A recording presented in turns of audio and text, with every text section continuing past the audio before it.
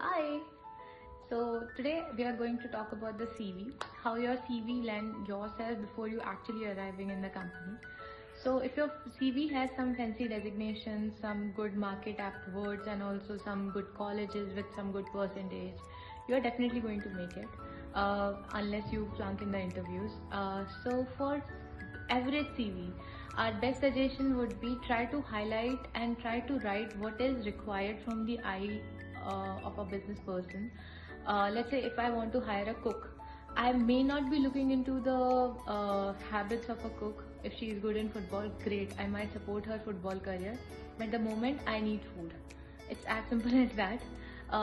It's really nice. I can sponsor her membership to any football ground and all. That can be a good employer of inside me. But at the same time, I may be certainly looking into if she can make paneer sabji or pav bhaji in Indian cuisine or maybe chow mein in Asian cuisine.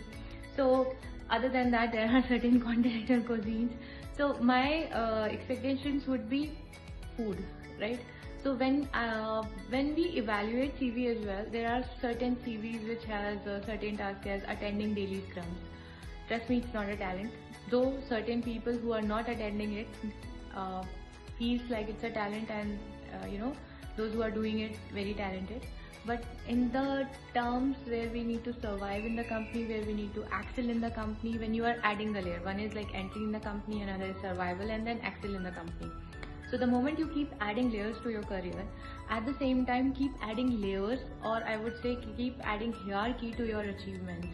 Just attending a scrum is not an achievement, it's not a talent. Making sure that your retro is seamless, making sure that you are participating in the sprint and making sure that the story points are being allocated beautifully. It should be as seamless as possible. Grabbing some extra time is not a bad habit, and saying no is also very much appreciated. When you can see that the particular team member is gone for a Diwali holiday or a Christmas holiday or whatever holidays, and the deliveries would be impacted.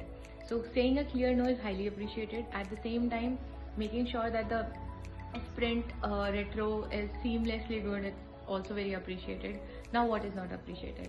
It's not appreciated that I overcommit. It's not appreciated that I undercommit. It's not appreciated that I don't attend the scrum at all. Again, going back to the CV part, don't mention that I attended daily scrum and that's the key takeaway from my CV, or probably that's the selling part of my CV. Those who are not into IT or agile teams, if you are saying taking care of vendor as in you were not serving the tea to them, you were just making sure that the listening is good. So write a better word that which makes sense to the person who's reading it. Doing as on when assigned task, okay. But you could have said I'm the key go-to person. So there are certain words which make your CV visually delightful for the person who's reading it or trying to find the solution of what their requirement is.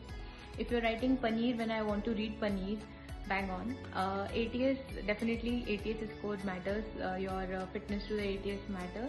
But there are certain companies who are just budding. They are not investing in ATS, hefty ATS. So there are maybe 10 people in the company, or let's say 50 people in the company. They might not be thinking of ATS, they are managing over Excel. So the recruiter who's reading your CV should not feel like if it is a full stack developer or a freelancer or a front end engineer or a back end engineer, your CV should not be try to solve a puzzle.